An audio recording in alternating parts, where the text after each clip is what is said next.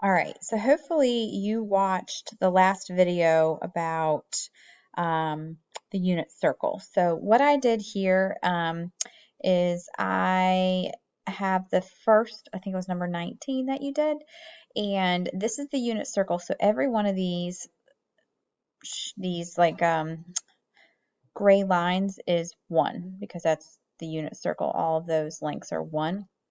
So if I set up this one triangle that I made the first video of, I used this as my hypotenuse, which I know is 1, and then I used this as a leg and this as a leg.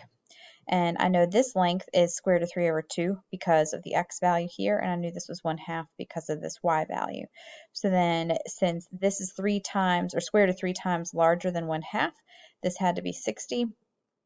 And so this was the 30-degree angle. So the sine of 30 is 1/2 over 1, which is a half.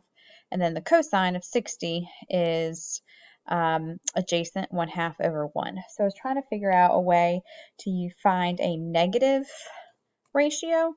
So I used that video that I just sent you, and just in those 45 seconds, there's a relationship, and I honestly don't remember this. It's been a long time since I've done the unit circle, where the sine of theta is equal to y, like the y value of the ratio or of the ordered pair, and the cosine of theta is the x value. So to figure out the answer to this one, what I did was I tried to find a fraction that was the same, which was negative, and one was in the y value spot and one was in the x value spot, and I found that here, and then I looked all the way down here. So the tricky part here is you have to think of this as like your 0 degrees, and then obviously up to here would be 90. And then from here, this would be a 30, 60, 90 degree triangle if I made it with this.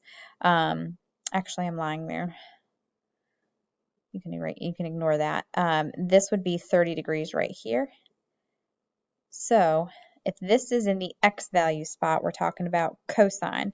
So the cosine of, and it's 90 degrees plus 30 more, so it'd be 90 plus 30. The cosine of 120 should be negative 1/2, the x value.